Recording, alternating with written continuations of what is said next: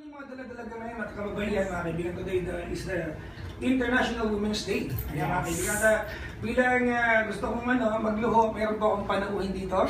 Napakaganda at ako ay na-starstruck. Kunyari lang na hindi ako kinakabahan.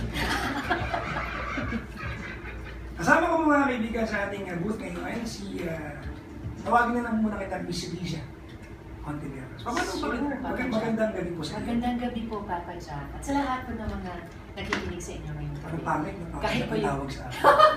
Huwag mo naman ako tawagin Mama Lisa. Lisa na lang po. Lisa, sige. Ano po ang pag-ibig para sa isang Lisa?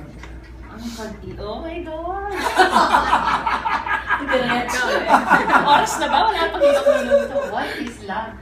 Ang pag-ibig ay syempre yung attraction plus yung commitment plus yung intensyon na alagaan ng isa't isa. Gusto ko yan. Diba? Habang buhay, yung oras mo, atensyon mo, malasakit mo. Nagpaparinig ko kayo. Okay lang kung may makarinig.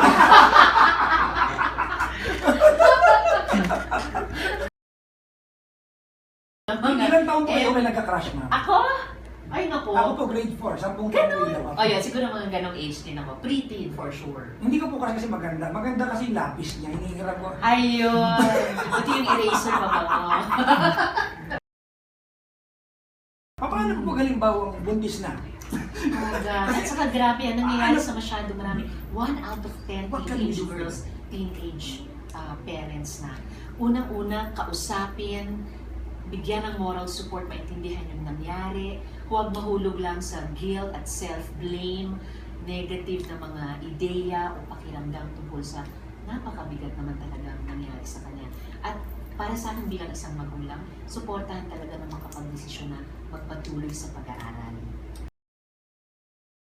Pero bago po yan, natanong ko muna, hindi ba mura ang papapagamot natin sa Pilipinas? Naku, hindi po! Super hindi! As in.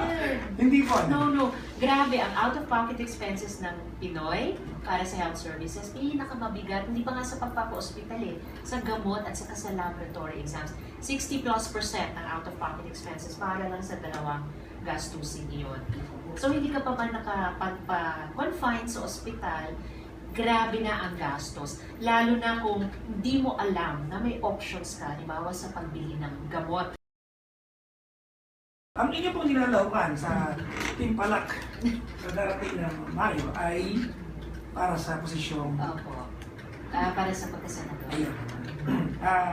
Kasi akala ko ang beauty pageant. I wish. Pag nanay ng mga kandidata, pwede pa doon. At kahit matagal at masalimuot ang proseso ng pagsasabatas, hindi talaga ako nagbibitaw. Basta meron akong panukalang batas na pinaniniwalaan kung dapat maging batas, magpupursige talaga ako dyan. I really believe, Papa Jack, there are things worth fighting for and worth waiting for. Ano po ang recipe ng moving man? Kailan ka ba may panibago? Minsan nakakatuwa. Pero kahit mag-isa ka, ito yung naging recipe ko. Parang inventong recipe lang. Nung simula sabi ko, ano lang, just keep breathing, keep putting one foot in front of the other, keep moving. Tapos biglang mapapansin mo na yung isang araw naging isang linggo na siya.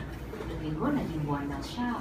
Yung buwan, naging isang taon na pala. Pero syempre dapat may love life din na yung ano. May love life na lang. Wala ka ba nagbabati yung love life? Ha?